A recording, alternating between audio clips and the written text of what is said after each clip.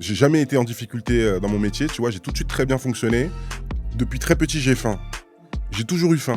Et aujourd'hui, on a la troisième ère qui est l'ère de l'IA, sauf que pour moi, c'est l'ère qui n'a absolument aucune limite. 87% d'estimation en rentrée de mandat, ouais. Donc je vois 10 personnes, il y en a 9 qui signent avec moi. Il va me passer à moi un appart de 500 000, 600 000 balles, j'ai 19 piges. Et c'est à quel moment que tu t'es dit, j'aime ce que je fais, je vais faire ça toute ma vie. Mais tu sens le mec qui est là pour t'arracher un mandat, pour t'arracher une vente, pour prendre de l'argent sur toi, et le mec qui est là parce qu'il a vraiment envie de t'accompagner. On est en retard. On est vraiment en retard. Il m'appelle, je le regarde, il me dit, ça sert à ce que tu fais là. Tiens, il n'y a pas de divorce, on va pas la vendre la maison. Pareil, moi aussi, j'étais dans un lycée un petit peu mal fréquenté, on va dire. Je me suis fait virer aussi, pareil. Ah, pour moi, c'est la plus grosse crise que j'ai jamais vue dans l'immobilier. Le seul moment où je vais prendre du temps pour moi, j'ai aussi un petit peu cette frustration. J'ouvre une porte, et là, je vois quoi? Je vois un mec tout nu dans son lit. Tout nu.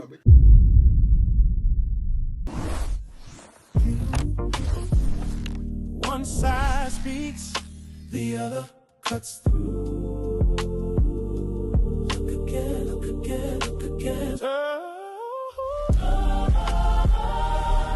Turn the angle, change the view.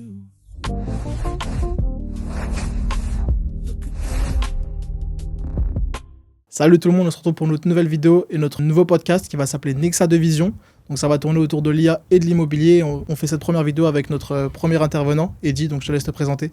Déjà, bonjour. Bonjour. Ça va? Ça va et toi? Ouais, ça va. Pour me présenter rapidement, je me présente professionnellement. Donc Eddy, 38 ans, manager de 2 agences immobilières, 6e avenue, Évry-Corbeil, anciennement chez un promoteur, anciennement dans l'ancien, investisseur immobilier, voilà.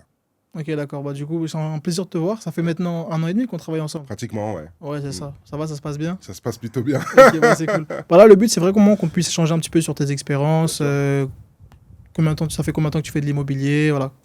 Pourquoi tu t'es lancé aussi et un petit peu tes retours terrain aussi. Okay. Donc moi, premièrement, je voulais savoir, on va repartir du coup de la base, de comment tu as commencé. Est-ce que tu peux me raconter dans quel environnement tu as grandi et c'était quoi ton quotidien à l'époque? On parle de quoi? Dans lequel j'ai grandi gamin, quoi. Ouais, exactement. Banlieue, 94, dans une cité. Maman célibataire, enfin maman solo, pas de frères et sœurs, donc tout seul.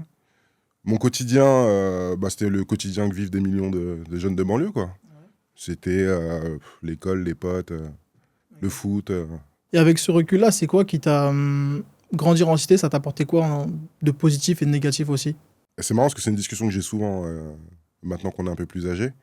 Je pense que les points positifs que tu développes en fait, quand tu grandis dans des environnements tels que la banlieue, la cité, etc., c'est la résilience, la force de caractère, le goût du combat, tu vois, la débrouillardise. Ouais. Dans les points positifs, dans les points négatifs, je pense qu'il y en a plusieurs, mais le plus gros point négatif pour moi, c'est que tu as l'esprit quand même vachement étriqué en général. Okay, ouais. Parce que tu fréquentes que des gens qui sont comme toi, qui sont dans le même mood que toi, qui ont le même état d'esprit que toi. T'es enfermé dans une espèce de prison, je dirais pas psychologique, mais tu vois que des gens qui sont comme toi, quoi. Ouais. Donc tu as l'esprit qui est quand même vachement fermé par rapport à... Et après, tu as eu aussi la possibilité de découvrir de différents mondes. Ouais, bien sûr. J'imagine dans ton expérience. Ouais, bien sûr. Moi, la chance que j'ai eue, c'est que j'ai fait des conneries à l'école. Okay. Et en vrai, ça a été une chance, tu vois, comme quoi, des fois dans la vie. Oui. Je me suis fait virer du collège dans lequel j'étais. Okay. C'était le collège. Je me suis fait virer du collège dans lequel j'étais. Et j'ai mon père qui a décidé de me mettre dans le privé, à Maison-Alfort. Okay. Un collège privé catholique, assez coûteux. Et donc là, j'ai eu la chance de rencontrer des gens qui venaient d'autres environnements. Okay. Duquel moi je venais pas du tout. On a eu totalement la même expérience. Voilà. Pareil, moi aussi j'étais dans un lycée un petit peu mal fréquenté, on va dire. Ouais. Je me suis fait virer aussi pareil. Et on m'a envoyé du coup dans un lycée qui était beaucoup plus huppé, beaucoup plus huppé, et même je me sentais beaucoup mieux, tu vois. Ouais. Donc c'était beaucoup plus simple aussi de pouvoir évoluer. Ouais, et puis tu rencontres des gens qui sont pas du tout du même milieu que toi. Tu vois, moi, il y avait des banlieusards comme moi qui avaient des parents qui avaient peut-être des moyens et qui les ont mis là. Mais tu avais aussi beaucoup de fils d'eux, etc. Avec une mentalité complètement différente, des sujets de conversation qui étaient différents, des activités qui étaient différentes. En fait, moi, ça m'a complètement ouvert l'esprit, tu vois. Et tu trouves que cette transition, du coup, elle a été assez naturelle ou ça a été quand même un peu difficile pour toi au début? Parce que moi, pour le coup, avec mon expérience, je sais que intérieurement, je l'ai compris après, mais je sais que cette transition, elle s'est faite de manière totalement naturelle. Et ça a été même simple parce que c'est quelque chose que je recherchais déjà. Ouais, moi aussi. Mais c'est marrant, moi aussi. Voilà. Moi aussi. Ça s'est fait naturellement, très naturellement. Ok. Tu vois, je suis arrivé, j'ai connecté tout de suite avec tout le monde. Et ouais, j'ai un peu vécu la même chose que toi. C'est-à-dire que ça n'a pas été d'intégration compliquée, ou tu vois. Ça s'est fait assez naturellement, clairement. Avec ce recul-là que tu as pu avoir, les expériences, etc., c'est quoi que ça t'a appris de pouvoir grandir de toucher à différents mondes, d'ouvrir un petit peu ton idéologie aussi, tu vois. Parce que tu sors un petit peu d'un monde que tu connais parce que tu as grandi dedans. Okay. Le fait de toucher à différents mondes, de voir d'autres choses, c'est quoi que ça t'a appris avec le recul? Ce que ça m'a appris avec le recul, je pense que... j'en ai parlé une fois dans une vidéo que j'avais déjà faite, mais je pense que la vie, elle est faite d'opportunités et de mouvements, en fait. Tu vois. Quand tu es dans le mouvement, il se passe forcément des choses. Et le mouvement, ça peut être... Enfin, le mouvement, quand je dis le mouvement, c'est global, mais ça peut être plein de choses. Le mouvement, c'est aller à la rencontre d'autres personnes, aller dans des choses que tu n'as jamais faites de ta vie, aller rencontrer, tu vois, des activités, enfin, faire des activités, rencontrer des gens, sortir de ta zone de confort, être dans le mouvement, en fait. Et tu me posais la question de qu'est-ce que ça a pu m'apporter d'avoir justement changé d'environnement, rencontré des gens, etc. Ça m'a fait comprendre ça, très rapidement. Okay. Ouais, le très fait rapidement. de pouvoir voir différentes choses. J'ai compris, en fait, si tu veux, j'ai compris très jeune, moi, que le réseautage, rencontrer les gens, etc., ce que je viens de te dire, en fait, sortir de sa zone de confort, etc., c'est super important. Et c'est là où j'allais en venir, c'est que je pense que aujourd'hui, ça t'a aussi beaucoup aidé, de toute façon, on aura l'occasion d'en parler, mais dans ton métier aussi aujourd'hui, c'est le fait de toucher à différents mondes et de pouvoir discuter aussi avec n'importe quel type ou profil de personne. C'est une chose qui aide énormément. Ma vie est faite de rencontres et d'opportunités. Hein. C'est-à-dire que tout ce qui m'est arrivé dans ma vie professionnelle, que ça soit ma casquette d'investisseur, mon poste chez Nexity, le neuf, l'ancien, etc., ça a été que des... ces opportunités-là se sont présentées le jour où je suis sorti de ma zone de confort. À chaque fois. Ça a été des rencontres. Tu vois, des rencontres qui t'ouvrent des nouveaux horizons, après à toi de les saisir. Mais voilà, le mouvement, encore une fois. Et donc, en parlant de rencontres, je crois que c'est aussi comme ça que tu t'es lancé dans l'immobilier. Ouais, c'est comme ça. Est-ce que tu peux nous raconter un petit peu la transition, comment elle s'est faite? Je vivais dans l'appartement qui appartenait à mon grand-père, qu'il a décidé de mettre en vente un jour. Donc, il l'a mis auprès d'une agence immobilière. Donc, tu avais un agent immobilier qui venait faire des visites, etc. Exactement. Et à chaque fois qu'il venait, je l'harcelais. Je l'harcelais de questions. Ça me choque même pas.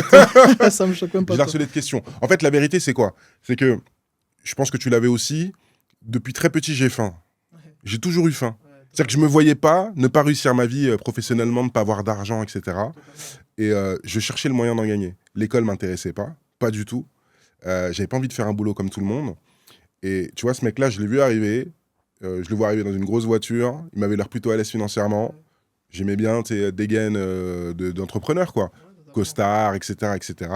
Et donc, je me suis intéressé directement. De toute façon, je pense que ça se fait comme ça aussi. Hein. Tu sais, bon, on n'est pas des mêmes générations, mais moi aussi, c'était pareil. Depuis jeune, j'ai toujours eu faim, j'ai toujours envie de trouver quelque chose et même d'entreprendre, tu vois. Et donc, moi, avec ma génération, j'ai testé plein de choses, le e-commerce, tu vois, le SMMA, toutes ces choses-là. Et ce qui a fait que je suis tombé sur l'IA, j'ai connecté avec l'immobilier, ça s'est fait assez naturellement. Et donc, je pense que toi aussi, tu as dû tester plein de choses. Et en fait, à partir du moment où tu as matché avec l'immobilier, tu te dis, il y a un truc à creuser. Exactement. Mais quand j'y étais, je ne savais pas où j'allais. Hein. C'est-à-dire que j'ai parlé avec lui, il m'a donné envie, il gagnait bien sa vie comme je te l'ai dit, et à cette époque-là, j'étais jeune, la chose qui m'intéressait le plus, c'était l'argent, comme beaucoup de jeunes. Et voilà, j'ai mis les deux pieds dedans et let's go, quoi. C'est à quel moment que tu t'es dit, parce que du coup, au début, je pense que tu as testé, tu as fait des choses, etc. Et c'est à quel moment que tu t'es dit, j'aime ce que je fais, je vais faire ça toute ma vie? Est-ce que tu as un moment précis? Non, plus tard. Un peu plus tard. Plus tard. En fait, je sais même pas quand est-ce que je l'ai eu ce déclic réellement. C'est-à-dire qu'au début, pour moi, c'était qu'un moyen financier, l'immobilier. J'ai fonctionné tout de suite très bien. J'ai jamais été en difficulté dans mon métier, tu vois. J'ai tout de suite très bien fonctionné. Je gagnais bien ma vie et je me posais pas plus de questions que ça à l'époque, tu vois. Et en grandissant, je pense que c'est en prenant de la maturité, en fait. Il y a un moment, l'argent... Alors, je suis pas Bill Gates, hein. Je suis pas Elon Musk. Voilà, je te parle pas... Je gagnais pas 1 million d'euros par mois. Mais il y a un moment, tu t'habitues à l'argent, en vrai. Peu importe la somme que tu gagnes, hein. Tu gagnes 2000 balles ou que tu en gagnes 10 000 par mois, il y a un moment, tu t'y habitues. Et c'est plus l'argent qui te fait vibrer, tu vois. Et moi, j'ai eu ce truc-là. Je sais pas si toi, tu l'as déjà vécu. Je l'ai vécu. Je pense qu'on l'a tous vécu à notre échelle. Hein. Même moi, quand j'ai commencé, tu sais, quand tu sors de l'école, tu fais ton premier boulot, tu reçois 1300 € de salaire. Tu as envie de péter une bouteille de champagne, c'est la possible, fête. Tu vois. Et en fait, c'est pour ça aussi que moi, j'ai eu l'expérience. En fait, moi, du coup, j'ai fini mon bac. Et après, je me suis directement mis à travailler. Et à un moment donné, au bout de 2 ans, j'ai voulu reprendre mes études. Mais en fait, pendant 2 ans, tu as goûté un salaire. Donc, c'est super compliqué, tu vois. Ouais, mais l'aspect, est-ce que tu l'as eu l'aspect où c'est plus l'argent ton moteur? Je pense que à un moment donné, mes objectifs, ils me prennent le dessus. Tu vois, donc aujourd'hui, bah, on est tous rythmés un petit peu par l'argent, tu vois. Ouais. Mais aujourd'hui, je sais que ce qui me pousse le plus à avancer et à me lever le matin, à travailler, c'est que j'ai certains objectifs que j'aimerais atteindre. Ok. Et en fait, je suis quelqu'un qui, bah, tout le temps, j'ai de nouveaux objectifs qui pop, tu vois. Ok. Donc Ok. aujourd'hui, c'est plus les objectifs et même, tu sais, un petit peu ma reconnaissance et ma fierté aussi à moi D'accord. qui me poussent à faire les choses que l'argent. Ok. Mais en fait, parce que je sais aussi que l'argent découle de ce que je veux faire, tu vois. Bien sûr, on Donc, est d'accord sur ça. Mais je suis d'accord avec toi aussi. Mais, sur mais ce tu point. vois, souvent, l'argent est le moteur au début. Totalement. Et puis très rapidement, en tout cas, au bout d'un moment, tu te rends compte que c'est plus. Voilà, tu te lèves plus pour aller chercher de l'argent. Tu te lèves pour autre chose. C'est ça. Surtout qu'à un moment donné, tu sais, je pense que peu importe où tu grandis, tu as ce truc-là. Ouais. Mais je pense qu'en cité, tu sais, quand tu grandis un petit peu en cité, Mhm. tu sais, depuis tout petit, on est bercé par le rap, Ouais, bien sûr, l'argent, bien sûr. le luxe, les filles aussi, tu vois. Donc, c'est des choses qui. Ça fait sens, tu sais, quand tu arrives à un Ouais, certain c'est âge, ça fait sens aussi. C'est vrai. Ok, au début, bah, je pense que du coup, tu as démarré. Ouais. Tu as pu voir aussi que tu avais certaines facilités parce que je sais que tu es de toi-même déjà quelqu'un qui est assez à l'aise, Mhm. tu sais, commercialement parlant, etc. Ouais, ok. Et donc, quand tu as commencé, c'était quoi tes méthodes pour convaincre un client? C'était quoi mes méthodes? Parce que je pense que si tu te regardes aujourd'hui Ouais. et bah, quand tu as démarré, Mhm. c'est différent. Non, Parce c'est que plus pareil. Il y a ouais, des c'est choses qui plus ont pareil, changé. tu vois, parce que aujourd'hui, je sais, petite data, je sais qu'aujourd'hui, il a 87%, c'est ça? À peu près, ouais. Genre, donc, c'est exceptionnel. En tout cas, c'est sur l'année dernière, 87% d'estimation en rentrée de mandat, ouais. Donc je vois 10 personnes, il y en a 9 qui signent avec moi. Je suis plutôt ouais, content. Mais non, en fait, c'est marrant parce que, tu vois, j'ai pas la réponse à cette question. J'ai toujours eu des facilités commercialement parlant, même quand c'était pas une relation commerciale que je pouvais avoir avec les gens. Hein. Mais tu vois, j'avais 14 ans, je vendais des pains au chocolat à l'école, j'achetais des pains au chocolat à la boulangerie, j'arrivais à la cour de récréation, je vendais des pains au chocolat à 1 euro de plus que moi je les achetais, tu vois. Mais non, je pense que, enfin, il y en a qui vont pas aimer ce que je vais dire, mais j'en suis persuadé, je pense que être commercial, c'est quelque chose qu'on a ou qu'on n'a pas. Voilà. On peut faire 1000 ans de formation, on peut faire tout ce qu'on veut, c'est soit on a la graine, soit on n'a pas cette graine. Je suis d'accord. Après, je pense qu'avec le travail, ça se développe aussi. Mais en fait, tu auras toujours un train de retard Ouais. par rapport à ceux Tu qui travailles sont... d'autres aspects. Avec le travail, tu vas travailler la technique, tu vas travailler tes compétences, etc. Mais le petit feu sacré, Non, ça c'est sûr. Ça, c'est inné. voilà, ça tu l'as ou tu l'as pas. C'est un petit peu Tu comme vois. Messi au foot, tu vois. Exactement, C'est, ouais, exactement. il y a des choses qui sont innées des fois. Tu vois, avec l'expérience, quand je vois quelqu'un, en 30 secondes, je sais s'il l'a ou il l'a pas. Ouais, exactement. Ok. Et sur quel facteur tu te bases pour le savoir? C'est du ressenti. C'est l'instinct. Ouais, c'est du ressenti, c'est de l'instinct, je sais pas.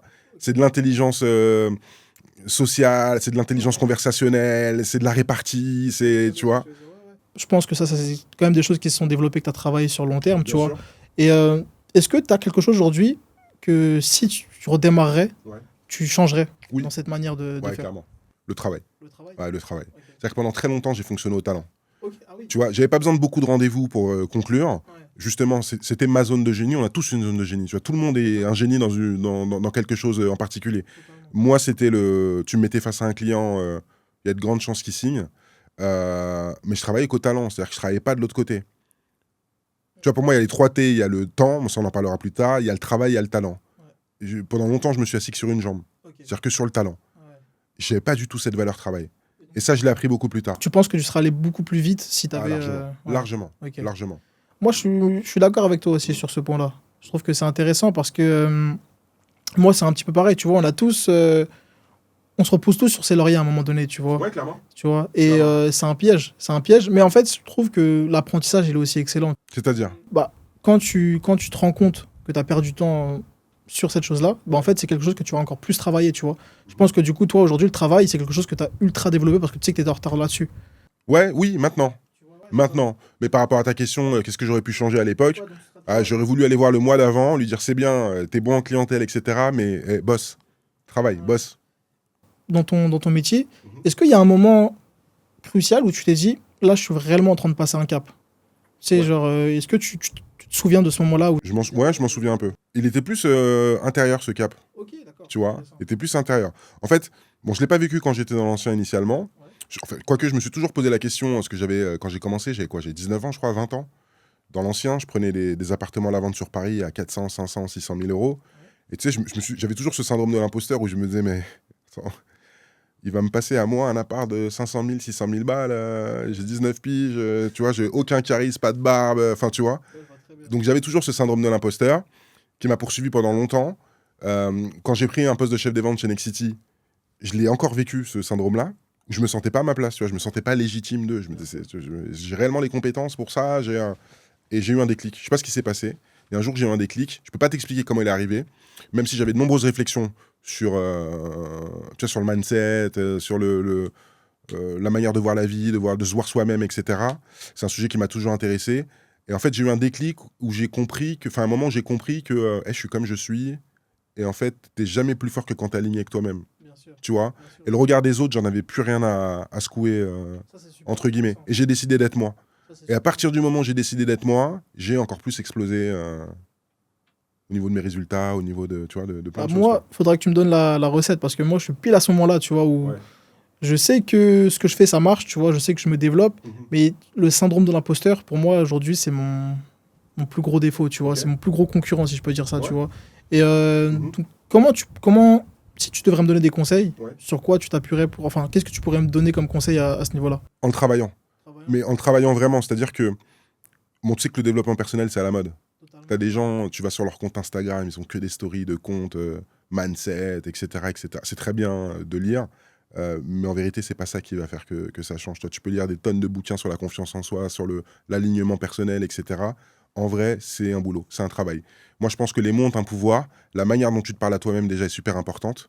Ça va te paraître fou, ce que je vais te dire, hein. C'est dingue, hein. Mais déjà, ne serait-ce que te lever le matin, te regarder dans la glace et te parler à toi-même, positivement, tu vois, de te valoriser, etc., ça change le regard que tu as sur toi. Et puis après, je pense que, pareil, il y a une chose qui est super importante, c'est que, tu vois, la fierté, être fier de ce qu'on fait, être aligné avec soi, pour moi, c'est quand tu as une vision claire de où tu veux aller, et je pense que tu l'as, tu vois. À partir du moment où tu as la vision, tu sais ce que tu dois faire pour y aller, en vérité. Et quand tu te lèves le matin, tu sais ce que tu as à faire, que ça soit difficile ou pas, hein, que tu as envie de le faire ou pas, et tu te couches le soir, tu l'as fait, tu t'endors avec une certaine fierté de toi-même, tu vois. Et en fait, cette fierté-là, elle grossit, elle grandit. Donc tu t'appuies sur tes objectifs et la route que tu as envie de tracer pour pallier à ça. Exactement. Tu t'autodisciplines, tu fais ce que tu as à faire, tu te lèves le matin, tu as une vision claire de ta journée, tu te couches le soir, tu as fait ce que tu devais faire, et tu te couches fier de toi, en fait. Tu vois. Ouais, je vois très bien. Bah, ça, c'est vraiment un truc qu'il faut que je travaille, hein. C'est super important. En fait, ce qui est marrant, c'est que le paradoxe, c'est que c'est très théorique, la confiance en soi, l'alignement personnel, etc. Mais en même temps, c'est très pragmatique. Totalement. Tu vois, c'est les actions qui font que tu prends confiance en toi. C'est pas le... Bah, déjà, moi, quand je me vois aujourd'hui, et il y a 2 ans, quand j'ai lancé Nexa Vision, je suis quelqu'un de totalement différent en termes de confiance. Moi, déjà, de base, je suis quelqu'un qui n'est pas forcément... Enfin, je me vante pas, tu vois. J'ai pas forcément confiance, et j'ai pas forcément pas confiance, mais je suis neutre, tu vois.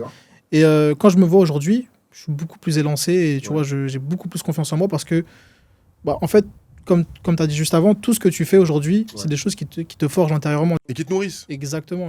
Donc tu peux plus douter de toi, enfin tu auras toujours les doutes, mais tu vas moins douter de toi sur certaines choses parce que tu sais que tu les as accomplies juste avant, tu vois. Et je suis totalement d'accord avec ça, ouais. Et du coup, pour revenir à ton métier, c'est à quel moment que tu as compris, parce que je pense qu'au début, tu me dis si je me trompe, mais moi au début, quand j'ai commencé à entreprendre, j'ai un petit peu eu cette vision-là que c'est aussi un petit peu un jeu, tu vois. Genre, il faut que j'aille faire des performances pour gagner le plus d'argent, etc. Et c'est à quel moment que tu as vraiment réalisé que, au final, c'est un vrai métier? Ça, je l'ai réalisé très vite. Ouais, que c'est un vrai métier. En fait, le plus gros déclic que j'ai eu, c'est pas sur cet aspect-là. Okay. J'ai très vite compris que c'était un métier. Voilà. Même si j'étais plutôt feignant, mais souvent les bons commerciaux sont feignants, très honnêtement. J'ai tout de suite compris que c'était un vrai job. C'est un vrai boulot. Moi, le déclic que j'ai eu, c'est plus...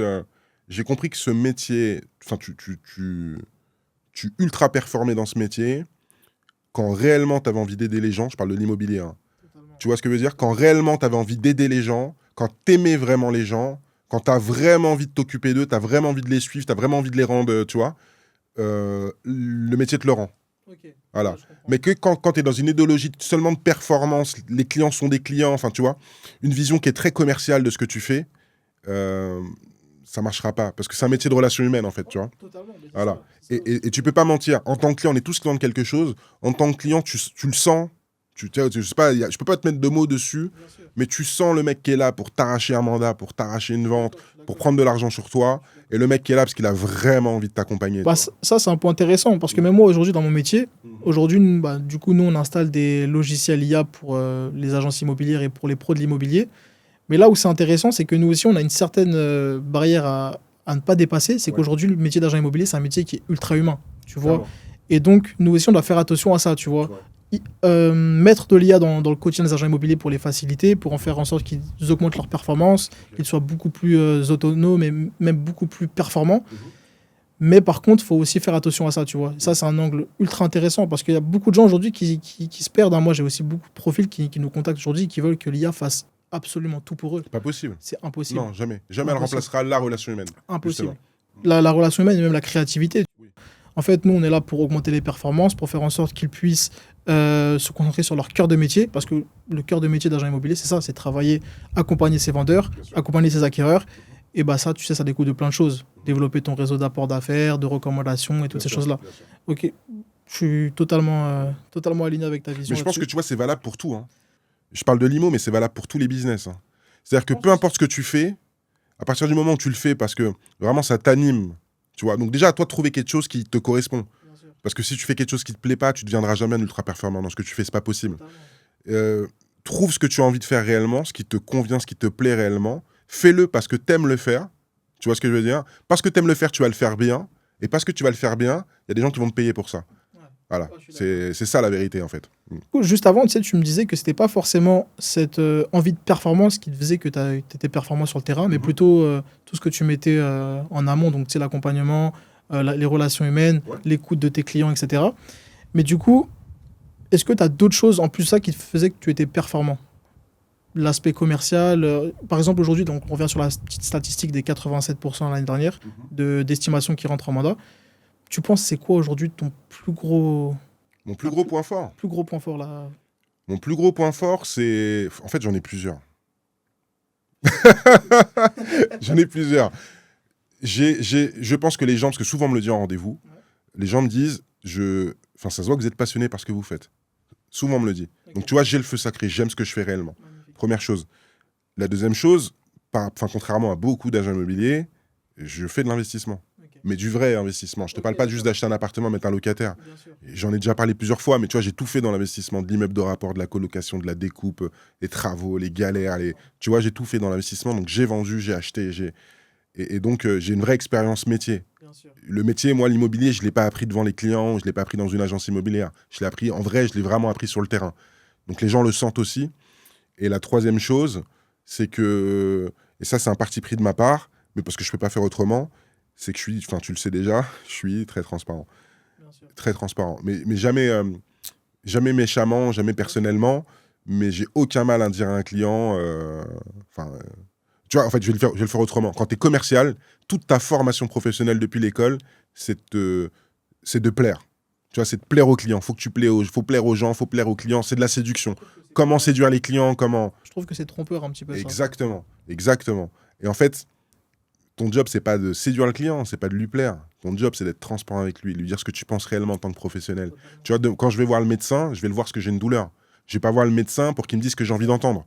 Je vais voir le médecin pour qu'il me dise qu'est-ce que j'ai, quelle est la solution pour ça. Tu vois. Et moi, je conçois mon métier de la même façon. C'est-à-dire que le client, je suis pas là pour le brosser dans le sens du poil. Au contraire, je suis pas là pour le massacrer non plus, tu vois.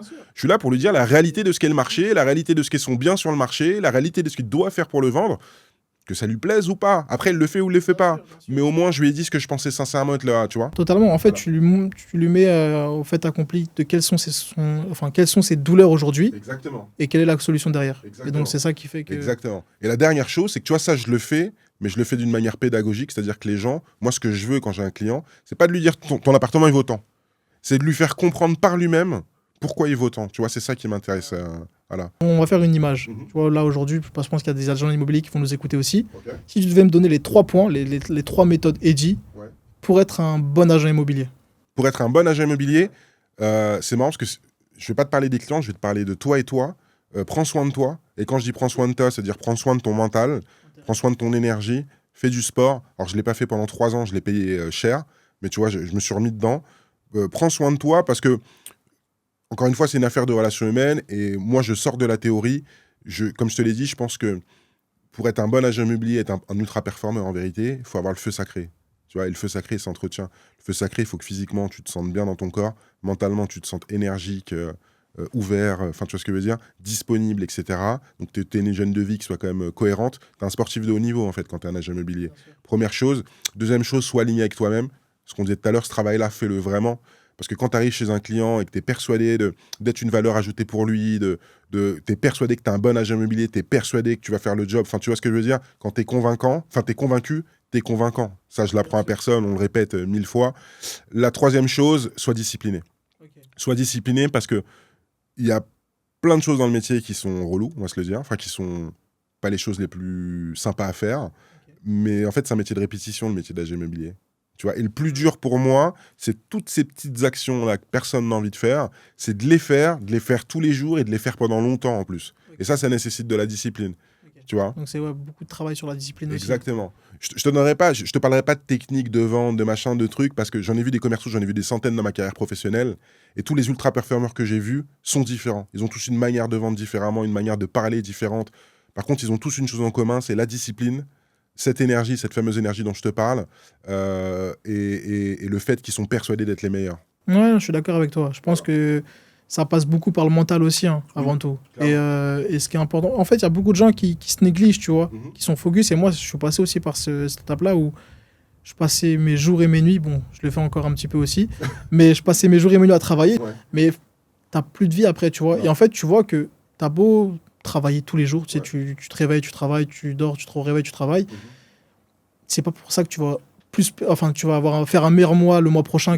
Il faut aussi avoir un certain équilibre avec sa vie perso, se faire plaisir aussi. C'est important de se faire plaisir, je trouve. Moi, j'ai entendu quelque chose qui était intéressant et je trouve que je le vis beaucoup mieux depuis que j'essaie de le mettre en place aussi un petit peu. C'est que ce que tu fais rentrer, n'hésite pas aussi à sentir un petit peu ce que tu fais rentrer en termes même d'argent, tu vois. Fais-toi plaisir, achète-toi des vêtements, sens-toi bien dans ta peau, va chez le coiffeur, tu vois, plein de choses comme ça. Et donc, c'est pour ça que je suis totalement d'accord avec ce que tu dis.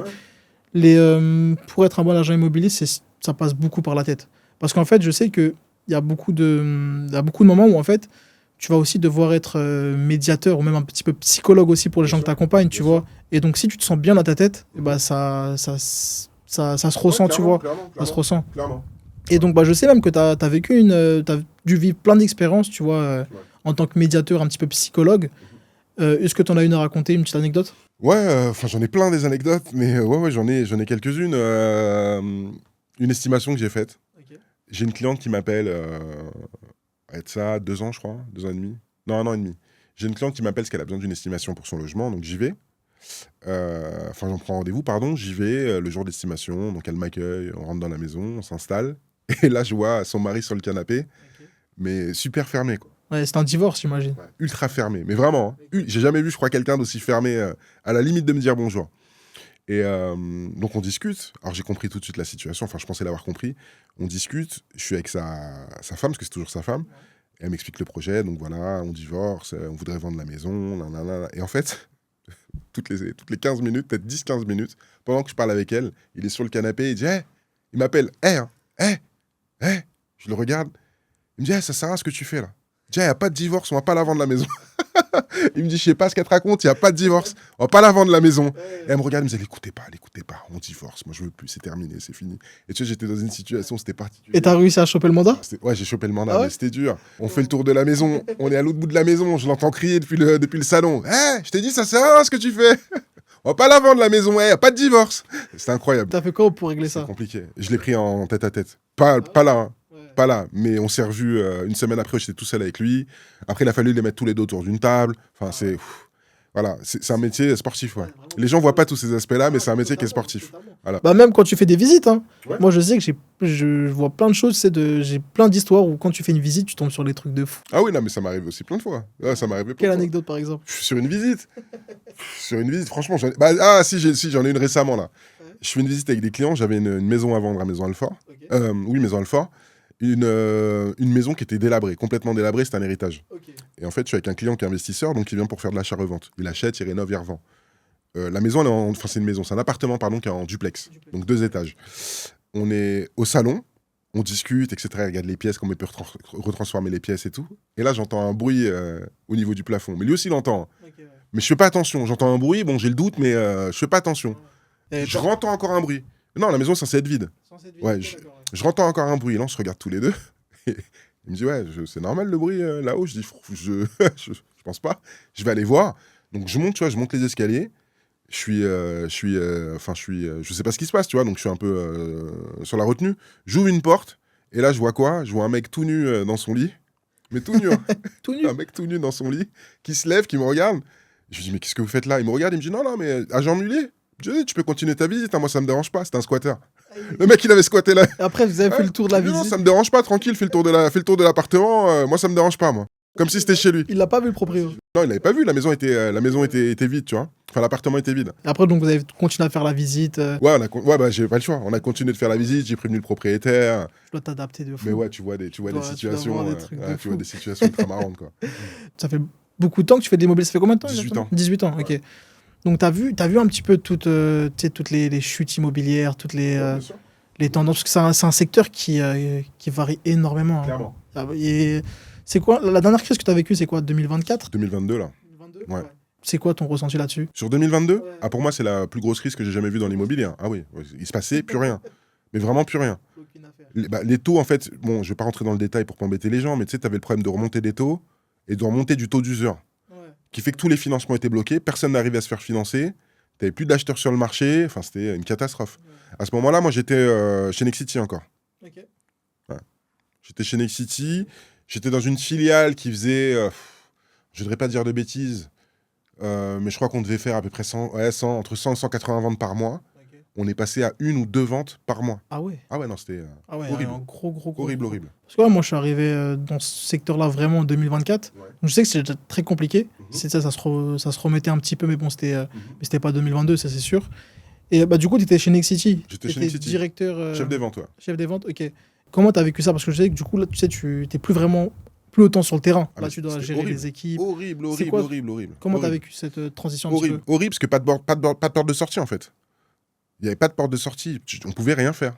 Enfin, tu vois ce que je veux dire? Quand tu as un problème et que tu as une solution, qu'elle soit compliquée ou pas, cette solution, je veux dire, tu as quand même une porte de sortie. Là, il n'y avait pas de porte de sortie. Là, il n'y avait rien à faire. Et tu gérais combien de personnes en plus à ce moment-là? Dizaine, quinzaine à peu près, en direct. Après, il y avait de l'horizontal, etc. Et eux géraient encore d'autres personnes en dessous, tu vois. Mais non, rien à faire. Complètement bloqué, quoi. Quand tu as démarré chez Nexity, donc après, tu es passé chef des ventes. Tu sais, c'est un petit peu différent parce que du coup, tu passes aussi sur du management. Au début, tu dois te gérer toi tout seul. Là, tu commences à gérer des équipes, donc des résultats. Tu dois être derrière eux, les former aussi. Comment tu as vécu aussi cette transition-là, tu vois, de passer de aujourd'hui, je me gère plus moi seul, Ouais. mais aujourd'hui, je dois gérer les équipes. Je suis aussi, tu sais, je dois les former. Et donc, je suis aussi un petit peu responsable de leurs résultats, de tout ce qu'ils vont faire. Bien sûr. Donc, comment tu as Chez vécu Nexity, ça? c'était un peu différent, parce que moi, j'étais dans une filiale qui est assez spécifique, Foncier Conseil, qui est une filiale aménagement, qui est la seule du groupe, qui est la seule du groupe, on va le dire, sur lequel j'avais pas forcément beaucoup de management vertical, j'avais beaucoup de management horizontal et d'animation de partenaires, tu vois, beaucoup plus que du management horizontal. Même si j'en avais un peu, c'est compliqué le management, mais c'est compliqué pour tout le monde. En fait, ce qui est compliqué, mais c'est la même chose avec des enfants. Tu vois, j'en ai deux. Je ne sais pas si les gens vont être d'accord avec moi, mais ce que je trouve le plus compliqué, et cet aspect-là, tu le retrouves dans les deux choses, c'est que, tu vois, tes enfants, ils vont pas forcément avoir le mindset que toi tu as, ils vont pas forcément avoir les réactions que toi tu as, ils vont pas avoir forcément la personnalité que toi tu as, ils vont peut-être pas voir le monde comment toi tu le vois. Tes commerciaux, ou peu importe qui tu manages, c'est la même chose. C'est-à-dire que moi, je me vois à travers eux. Tu vois, là, aujourd'hui, j'ai 10 négos. Les 10 négos ont tous une personnalité différente, une manière d'aborder les choses différentes, etc. Et souvent, je me mets à leur place. C'est-à-dire que moi, j'aurais fait ça. Mais moi, je suis pas lui. Enfin, tu vois, lui, c'est pas moi, tu vois. Et c'est ça le plus compliqué, en fait. C'est ça le plus compliqué. Et moi, j'ai eu beaucoup de mal au début parce que, je vais pas rentrer dans le concret, mais tu vois, face à une situation donnée, je comprenais pas qu'un commercial réagisse comme ça ou fasse telle action. Parce que moi, j'aurais pas fait ça. Moi, j'aurais fait ça, ça et après ça, tu vois. Voilà. C'est dur d'avoir ce recul-là, de se dire, il n'est pas forcément comme moi. Exactement. Pour moi, c'est le plus dur. Et comment tu fais pour gérer ça? Si tu devrais Parce que moi aussi, aujourd'hui, là, je commence à avoir des équipes et je sais que je suis pile dans cette phase-là, tu vois, où en fait, je dois... Tu sais, au début, quand tu commences, moi, en tout cas, j'ai eu du mal à déléguer. Quand tu délègues, il fait pas de la même façon que toi. Donc, Exactement. Et tu as même l'impression qu'il va pas le faire aussi bien que toi. Exactement. Alors qu'en soi, pour moi, maintenant que je le vois, c'est totalement faux. Parce qu'en fait, moi, du coup, j'ai l'esprit beaucoup plus clair. Et en fait, lui, il est là sur une tâche, il est focus sur une tâche. Donc, c'est sûr qu'il va être beaucoup plus performant que moi. bien évidemment, il faut que je le forme aussi assez bien, tu vois. Et donc aujourd'hui, j'aimerais bien savoir aussi comment toi tu t'as fait pour avoir ce recul-là, de se dire, il n'est pas forcément comme moi. Il faut que je puisse m'adapter à chaque profil. Je pense qu'une fois que tu l'as entendu, ça tu l'as compris. Après, comment tu l'appliques, je pense que moi je dis, en fait, il faut manager avec ses pieds, ça s'appelle. Ok. Tu manages avec tes pieds. Tu manages pas à la sensation, à l'intuition, tu vois. Tu manages à la data. Pour moi, c'est la meilleure façon de faire. C'est-à-dire que j'ai envie de te dire aujourd'hui, moi, les commerciaux, alors c'est pas totalement vrai ce que je veux dire, et s'ils m'écoutent, ils vont, ils vont me dire que c'est faux. Mais dans une certaine mesure, fais ce que tu as envie de faire comme tu le fais, enfin comme tu veux le faire. Moi, ce qui va m'intéresser, c'est le résultat. C'est-à-dire que je te juge sur le résultat. Tu vois ce que je veux dire? On sera en bagnole, je te dis, c'est rendez-vous telle rue, tu tournes à gauche, à droite, je m'en fous. Par contre, on a dit rendez-vous telle heure, telle rue, rendez-vous telle heure, telle rue. Voilà. Ton objectif, c'est d'atteindre ça, en termes de nombre de mandats, de chiffre d'affaires ou d'estimation, peu importe. À la fin du mois, tu les as atteints. Peu importe comment tu les as atteints. Moi, ça, je suis d'accord. Tu vois, moi, par exemple, mes équipes aujourd'hui, elles sont plus performantes quand tu leur laisses une certaine liberté que quand tu les cadres, tu vois, un maximum comme si c'était vraiment des enfants, tu vois. Fais pas ci, fais pas ça, fais pas ci, fais pas ça. En fait, en cadrant les gens, bien évidemment, il faut donc quand même leur donner les règles principales. Bien sûr, bien sûr. Il faut quand même une structure, un cadre, un minimum de cadre, entre guillemets. En tout cas, tu mets les limites, limite gauche, limite droite, et entre les deux, voilà. Laisse exprimer ton imagination, ta liberté créative, etc. Par contre, bien entendu que tu as attendu à l'arrivée parce que tu es dans un métier de performance. Et effectivement, voilà, tu as des objectifs à remplir, donc il faut les remplir. Et dans ton quotidien perso, du coup, c'est quoi le plus compliqué, tu sais, quand tu as ce rythme de vie? Toi, à côté, tu fais de l'immobilier, mais tu dois aussi gérer des équipes, tu as aussi certains objectifs, tu as aussi une vie de famille. C'est quoi le plus compliqué dans tout ça? C'est la pression, le rythme de vie? Non, le temps. C'est le temps. Le temps? Ouais, le temps. Le temps. C'est le temps. Et tu fais comment? Je délègue là de plus en plus. Ok, ouais, c'est ça. Mais sur des aspects que j'aurais pas pensé déléguer à l'époque. Bien sûr. Ça va te faire sourire, hein, c'est une bêtise que je vais te dire. Ouais. Mais tu vois, je viens de prendre une femme de ménage. Ok. Par exemple. Ouais. J'ai pris une femme de ménage qui me fait mon ménage et qui me fait la lessive, etc. Tu vois, c'est des bêtises. Mais c'est des choses avant que je faisais. C'est-à-dire que je rentrais à la maison des fois d'une journée exténuante. Fallait faire le ménage, la lessive, le truc, tu vois. Donc j'essaie de récupérer de l'énergie où je peux récupérer de l'énergie en fait. C'est même ce qu'on a fait toi et moi aussi. Ouais, exactement. C'est purement ça. En fait, aujourd'hui, je pense que le chiffre, tu vois, faire du chiffre, c'est important. Oui. Mais avoir du temps, il n'y a rien de plus important, tu vois. Clairement. Et c'est ça que beaucoup de gens oublient aujourd'hui. Moi, il y a beaucoup de... J'échange énormément avec des agents immobiliers. Alors, tu sais, le mot que j'entends le plus, c'est « je veux plus de mandats, je veux plus de mandats, je veux plus de mandats ». Mais après, quand on commence à travailler ensemble, on certes, il y a plus de mandats qui rentrent, on est d'accord, mais aussi à côté, là où ils sont le plus fiers et le plus contents de l'accompagnement et de toutes ces choses-là, c'est qu'ils ont plus de temps. Ils ont plus de temps. Plus de temps, tu vois. Et ça, je trouve qu'il n'y a pas mieux, que ce soit dans le business ou dans la vie. Ça dépend ce que tu cherches, tu vois. Encore une fois, ça dépend quels sont tes objectifs et ça dépend de quelle est ta vision.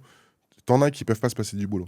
Ouais. T'en as, s'ils bossent pas de 8h à 22h, ils sont pas bien, tu vois. Ils partent en vacances, ils sont comme ça. Toi, t'es comme ça parce que tu as besoin de vacances. Eux, ils sont comme ça en vacances qu'ils ont besoin d'ouvrir leur ordinateur portable ou leur téléphone. Si, par contre, effectivement, tu es quelqu'un qui a besoin de temps, c'est une donnée qu'il ne faut pas négliger. C'est une course de fond, c'est pas une course de vitesse, le business, l'entrepreneuriat en général.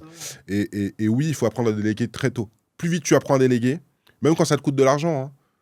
Tu vois ce que je veux dire? Ça t'en fait gagner derrière, si tu le fais bien. Si tu le fais bien. L'exemple concret pour que les gens comprennent. Tu vois, on parlait de la femme de ménage tout à l'heure. Les 2 heures de ménage qu'elle me fait, qui me coûte 60 €, je crois. Enfin, tu sais que le truc... bref, c'est 2 heures que je dégage, que moi, j'utilise pour autre chose. Ça se trouve, c'est ces 2 heures-là qui vont me faire gagner 5 000 - 6 000 €. Totalement. Tu vois? Tu vois ce que je veux dire? Donc, je préfère dépenser là, en me disant que je vais récupérer beaucoup plus là, parce que je serai beaucoup plus focus là, tu vois. Bien sûr, bien sûr. Ouais, non, mais c'est super important. Après, bon, je pense que ça dépend aussi de à quelle étape tu en es dans ta vie personnelle aussi. Je dis tout ça, mais aujourd'hui, c'est vrai que j'ai ultra du mal à ne pas travailler, tu vois. C'est moi, le seul moment où je vais prendre du temps pour moi, j'ai aussi un petit peu cette frustration. Je dis, mais tu fais quoi? Mais parce que tu as le temps pour l'instant. C'est ça. T'as pas encore de gamin, etc. etc. C'est la vie qui t'impose tout ça. Moi, j'étais comme toi. C'est-à-dire, quand j'avais pas d'attache, je bossais comme un malade mental. Mais parce que, encore une fois, comme tu le dis, je rentrais à la maison, il n'y a que moi et moi. Donc j'ai envie de bosser, je bosse. T'as commencé jeune? J'ai commencé à 19 piges à peu près. L'immobilier, parce que j'ai travaillé avant. Bien sûr, bien sûr. Ça va, t'as pu avoir un certain équilibre même à cet âge-là ou Non, c'était compliqué, Ah non, quand j'ai commencé? Ouais, quand j'ai commencé, j'étais en mode fou furieux, moi. J'étais un malade mental. Et t'as pas... C'est quoi qu'ils aiment dire? T'as pas assez profité de ta jeunesse? Un peu quand même. Un peu. Après, moi, j'ai eu un enfant jeune, moi. Okay, j'ai eu mon aîné, ma première fille à 20 ans, 20 ans et demi. 20 ans et demi, 21 ans. Donc, j'ai pas profité au sens où les gens l'entendent. J'ai quand même profité de ma jeunesse. Mais c'est un mal pour un bien parce que ça m'a focus. Ouais. Ouais, bah c'est une bonne expérience. Bah, du coup, là, on va passer un petit peu sur les trois dernières questions. Ok. Donc, ce sera des questions pour toi et pour moi. Ok. La première, c'est aujourd'hui, concrètement, comment l'IA s'est intégrée dans ta manière de bosser aujourd'hui? L'IA, comment elle s'est intégrée dans ma manière de bosser? Ouais. En fait, l'IA compense. Vas-y. Faut savoir que c'est quelqu'un de. Il sait ce qu'il veut. Il sait ce qu'il veut. Et mais pour le coup, c'est top. Parce que du coup, ça nous aide, nous aussi, à pouvoir beaucoup plus cibler, tu vois. Ouais. Donc, ça, c'est top. Mais du coup, je te laisse répondre. L'IA, qu'est-ce qu'elle m'a apporté? L'IA, elle me permet à moi, justement, d'avoir le temps de mettre de l'énergie là où j'ai réellement de l'impact. Voilà. Et de me dédouaner de tout ce qui est chronophage, qui nécessite pas, en vérité, ma présence, mon temps, etc. Première chose, elle m'a permis d'aller chercher du business supplémentaire. Parce que quand toi, tu es un être humain, tu as 24 heures dans une journée, tu as X choses à faire, tu dors 8 heures par nuit, normalement. Enfin, je sais pas si c'est ton cas, mais Non. normalement, tu dors 8 heures par nuit. L'IA, elle bosse 24 sur 24, 7 jours sur 7. Parce que tu es un humain, que tu as des failles, parce qu'il y a des choses que tu oublies, parce qu'il y a des choses que tu n'as pas envie. L'IA, elle n'a pas de failles. Voilà. Elle bosse quand faut, enfin, elle relance quand il faut relancer, elle n'oublie rien. Donc, effectivement, elle m'a permis d'optimiser clairement mon activité. Ouais. Et donc, c'est plutôt le temps ou les performances? Les deux. Les deux? Les deux. Le temps et la performance. Dans 3 ans, c'est quoi pour toi le quotidien et le métier d'un agent immobilier qui fait pas cette transition-là? Je pense qu'il est foutu. Tu penses? Ouais, je pense, ouais. Je pense. À 1000%. Je pense parce qu'il va se retrouver face à des agents immobiliers qui sont optimisés fois 1000 par rapport à lui. Et je pense qu'il va pas s'en sortir. Je pense qu'il s'en sortira pas. Totalement. En fait, pour moi, il y a eu 3 ères, tu vois. Il y a eu l'ère d'Internet, où en fait, tu vois, c'est vraiment ça qui a créé cette énorme bascule dans le monde. Deuxièmement, on a eu l'ère des réseaux sociaux, où là, c'était plus forcément l'agence avec la plus belle vitrine dans la rue qui allait performer, mais plutôt celui qui était le plus visible sur les réseaux, tu vois. Et aujourd'hui, on a la 3e ère, qui est l'ère de l'IA, sauf que pour moi, c'est l'ère qui n'a absolument aucune limite. Et en fait, c'est celle qui va créer le plus gros impact. Moi, j'irais même plus loin que toi, moi. Dis-moi. Pour moi, tu as eu le feu, Ouais. la maîtrise du feu, la maîtrise de l'électricité, et là, tu as l'IA aujourd'hui. Ok, je suis d'accord. Qui sont les 3 Ouais, plus grosses je l'avais pas vu révolutions dans comme l'histoire ça. de l'humanité. Je l'avais pas Mais vu le problème, comme ça. c'est que. Alors, c'est purement. Enfin, je sais pas si c'est français. Je sais pas comment ils le perçoivent, les gens lambda, dans d'autres pays du monde. Hein. Mais les gens se rendent pas compte de ce que peut faire réellement l'IA aujourd'hui. Les gens l'utilisent de manière très simple. Genre, je sais pas, trouve-moi un restaurant, je suis à Paris, trouve-moi. Ils se rendent pas compte de, en vérité, tout ce que tu peux faire avec. Et tu vois, moi, quand j'ai découvert ce qu'on pouvait faire avec l'IA grâce à toi, bon, déjà, c'est super intéressant pour le business, ça c'est clair. Mais je te mens pas que ça me fait flipper aussi. Tu vois, ça me fait un peu peur. Je suis dedans et il y a des choses des fois qui m'épatent, mais à 100%. Genre, tu sais, moi aujourd'hui, si je laisse mon téléphone pendant 3 semaines, je reviens gérer Nexavision, on est en retard. On est vraiment en retard, tu vois. C'est ça. Et je pense que même tu l'as vu, hein, il y a plein de fois où en fait, nous, on est obligé de faire des mises à jour parce qu'en fait, tu peux avoir un truc excellent début du mois. Ouais, et à fin la du fin mois, il est du obsolète. Obsolète, Ouais. totalement. Ça va Et trop vite. Ça va trop vite. Mais c'est marrant parce que je trouve que ça se développe pas tant que ça en France, tu vois. Moi, justement, ce qui me fait peur, c'est que je trouve qu'on est super en retard. On a beaucoup de retard. Beaucoup de retard. Mais après, pour moi, c'est aussi une question politique. Ils essayent vraiment maintenant de développer et de mettre en avant, tu sais, les entreprises IA en France, même avec la. Ils ont fait une Vivatech. Non, mais il y a aussi une aide qu'ils ont mis en place pour les gens qui veulent investir dans l'IA. D'accord, je sais pas. Donc, c'est une aide qui sera subventionnée un petit peu comme le CPF, tu Ok. vois. Et donc, ça, c'est excellent. Ça favorise maintenant même que ce soit les. Faut que ça aille plus vite, faut mettre des moyens massifs. Tu sais, l'Europe, on a perdu la bataille du numérique. T'as aucun géant numérique ici. Hein. Parce qu'il y a une première bataille, c'était la bataille du numérique, remportée par les Américains et les Asiatiques. Là, il y a une bataille aujourd'hui pour l'IA, faut être dedans. Enfin, sinon, on va être les vassaux du monde, hein, clairement. Ah, mais totalement. Mais ouais, moi, je pense qu'il faut vraiment comprendre aujourd'hui l'importance que ça a de se positionner sur ce marché-là. On va voter pour toi. Tu veux pas te présenter en 2027 ? Ouais, je pense. Hein. Je vais essayer. Là, je repréparerai la campagne avec les équipes. Mais non, franchement, il faut comprendre cette importance-là aussi aujourd'hui, tu vois. C'est que on prend trop de retard et en fait, c'est un énorme impact sur l'économie française aussi aujourd'hui. Donc, c'est compliqué. Sans oublier que même sans parler que d'IA, l'immobilier a aussi plein de transitions qui arrivent. Oui, Il y a le août, là, où la pige... Fin du démarchage téléphonique. Je sais pas ce que t'en penses. C'est quoi ton ressenti là-dessus? Ah, je pense qu'il y a plein d'agents immobiliers qui sont en train de pleurer, là. Il y a plein d'agents immobiliers qui sont en train de pleurer. C'est-à-dire que ne plus pouvoir faire de démarchage téléphonique, il y en a qui vivent que du démarchage téléphonique. Donc, t'en as plein qui sont en train de pleurer. Et puis, effectivement, t'as plein de choses qui changent dans le métier. Déjà, t'as la génération boomer, là, tu sais, qui arrive enfin, je sais pas comment le dire en étant doux, mais c'est une génération qui va petit à petit s'en aller, entre guillemets. Ils vont laisser la place. Il va jamais y avoir autant d'héritage dans l'histoire du patrimoine français, parce que la génération boomer, c'est la génération qui est propriétaire majoritaire en France. Hein. Donc il va y avoir des biens. Après, ça va, nous, moi, je sais que notre génération, nous les plus jeunes, on commence à investir assez tôt. Oui. Mais bon, on sera toujours. Clairement. Ouais, c'est toujours les boomers. Il y a plein de choses qui arrivent. Enfin, tu le disais tout à l'heure, il y a l'IA, il y a les comportements qui sont plus les mêmes également. C'est-à-dire que les clients aujourd'hui sont des clients qui sont informés. Il y a Internet, enfin, tu vois, il y a les réseaux sociaux. Plein de choses changent. Ouais. Et du coup, dernière petite question qui est aussi intéressante là-dessus. Donc toi, tu as déjà commencé à faire cette transition-là, parce que Oui, du coup, clairement. aujourd'hui, on travaille ensemble, et je sais que même toi, de ton côté, tu mets plein de choses en place, comme tu sais, tu travailles beaucoup plus aujourd'hui sur tes réseaux, Clairement. sur l'inbound, etc. Mais si un agent immobilier t'écoute, il sait pas aujourd'hui quoi faire, tu vois, il sait pas vers où aller, comment bien préparer sa rentrée, parce que là, du coup, on tourne le podcast, on est en juillet, comment bien préparer sa rentrée de septembre 2026 pour redémarrer son activité et pour ne pas prendre trop de retard, tu vois, avec la loi d'août qui arrive. Quels sont les points sur lesquels tu te conseillerais de travailler? Il y en a plusieurs. En ce qui concerne l'IA, etc., le marketing, les réseaux sociaux et tout, on peut pas être expert de tout, donc de s'entourer des bons experts, de pas hésiter à mettre la main à la poche, parce que pareil, c'est purement français, on a toujours du mal à investir sur soi-même, de pas hésiter à mettre la main à la poche pour s'entourer des bonnes personnes autour de lui qui vont l'aider justement à scale sur ces aspects-là. Première chose. Deuxième chose, qu'ils comprennent que c'est un métier de visibilité, donc plus tu es visible, plus tu as de chances de faire du business. Donc qui se concentre sur sa visibilité. Qu'est-ce que je peux lui donner d'autres conseils? Non, il faut se battre, voilà, il faut se battre, qu'il se lève tous les matins en sachant pourquoi il se lève, tu vois, réellement, parce que c'est super important. Est-ce qu'il aime vraiment ce qu'il fait, etc. Et si la réponse est oui, de foncer, quoi. Voilà. De foncer. Tu vois, c'est un autre aspect qu'on n'a pas parlé tout à l'heure, mais un commercial qui est dans l'action, il fera toujours plus de résultats qu'un commercial qui est hyper bon, mais qui ne l'est pas.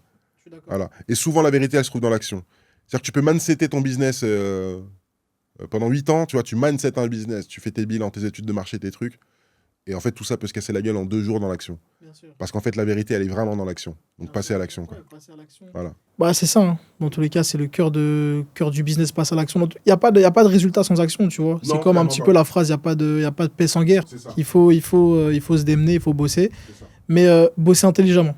Ouais, bosser intelligemment. Bosser intelligemment. Parce qu'il y a plein de choses que tu auras beau répéter et faire à longueur de journée, aujourd'hui, tu seras toujours en retard par rapport à quelqu'un qui fait les choses avec, Bien sûr. avec les nouvelles technologies, avec les nouvelles manières de faire aussi. Parce que sans parler que de technologie, il y a plein de nouvelles manières de faire. Après, sur l'IA, enfin, je vous conseille, moi, je dis pas parce que tu es devant moi, hein, mais moi, ça fait 2 ans qu'on bosse ensemble. Tu sais comment je suis un relou, mais je crois que les gens savent pas à quel point je suis un relou.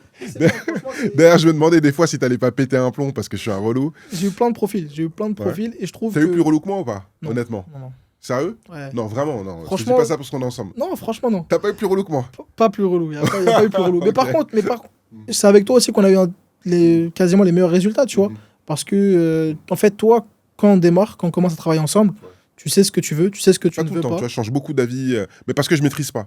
C'est pour ça qu'il faut me... Ouais, il faut te cadrer. C'est Ouais. ce qu'on fait aussi aujourd'hui. Mais en fait, ce qui est bien, c'est que tu as une vision très claire de ce que tu veux, où tu veux aller. C'est ça que je veux dire. Où tu veux aller et quels sont aujourd'hui les points que tu aimerais travailler. Et c'est ça qui nous aide énormément. Ok. Parce qu'en fait, nous, aujourd'hui, le but, c'est beaucoup de consulting aussi. Tu sais, c'est beaucoup d'échanges. Toi Bien et moi, on s'appelle souvent.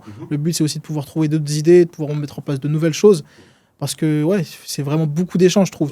Aujourd'hui, on n'est pas, nous, des prestataires. Le but, c'est pas Non, forcément... clairement d'être- pas. Et je vous ai pas du tout senti en mode prestataire. Je vous ai vraiment senti en mode partenaire. Exactement. C'est ça qu'on met vraiment en avant aujourd'hui. Et ce que je voulais dire, pour les coups, tous ceux qui écoutent le podcast, si jamais ils ont besoin d'informations sur l'IA ou d'être accompagnés là-dessus, franchement, je te recommande. Je te fais pas ça encore une fois pour te faire plaisir parce que tu es Vous devant avez moi. plaisir quand même. Mais parce que voilà, le job est carré, tu maîtrises ton sujet. Encore une fois, même si je t'envoyais des messages à 1h du matin, j'avais une réponse à 1h05. Donc lui envoyez pas tous des messages, laissez-les dormir un petit peu. Mais non, franchement, voilà. Et je pense que tu as compris, tu vois ce que je te disais tout à l'heure sur tous les business, tu as compris que au-delà du produit que tu vends et du service que tu vends, ce qui fait la différence aujourd'hui, enfin, ce qui fait que demain tu vas être une boîte qui va cartonner, j'en suis sûr, c'est que tu as compris que il faut vraiment aimer ce que tu fais, surtout il faut vraiment aimer les gens avec qui tu travailles. Et tu vois, même si je suis chiant, tu as compris que en étant vraiment à mes côtés, en m'accompagnant, même quand je suis relou, etc. En fait, j'ai jamais senti, c'est pour ça que je te posais la question, j'ai jamais senti que je te faisais chier ou machin, ou tu vois, et que tu étais réellement investi dans ce que je te demandais. Et c'est ça qui fait la différence. C'est super important. Ouais. C'est super. Tu sais, aujourd'hui, j'ai aussi un petit peu cette chance-là de pouvoir aussi choisir avec qui on va travailler. Et là où c'est important, c'est que je trouve, moi, quand tu commences, tu prends tout le monde. Tu Bien vois, sûr, c'est tu normal. prends tout le monde, tu faut faire du chiffre d'affaires, il faut pouvoir réinvestir.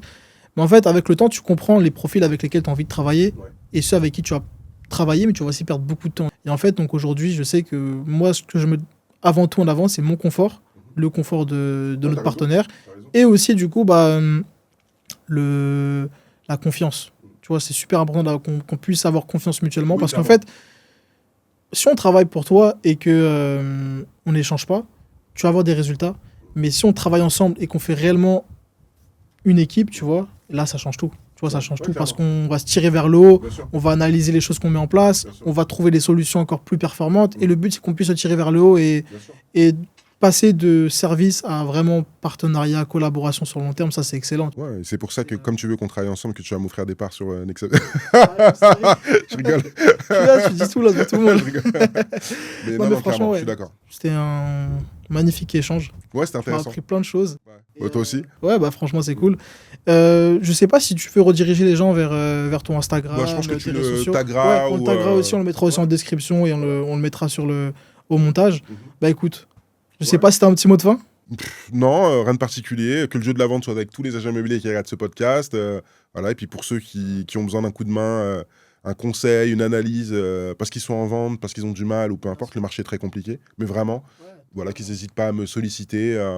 Voilà, si je peux les aider, je le ferai avec plaisir. Bah écoutez, faites-lui confiance, il est exceptionnel. Et je dis pas ça parce que Merci. c'est vraiment, mais bon, je te rappelle pareil aussi. T'auras pas de part dans ma boîte. Par contre. Bah écoute, en tout cas, merci de nous avoir écoutés et on se retrouve très vite pour le deuxième épisode. Et bon, je pense qu'on aura aussi l'occasion de voir Eddie parce qu'on travaille beaucoup ensemble Ouais, et avec plaisir. on fera plein de formats différents à l'avenir. One side speaks, the other cuts through.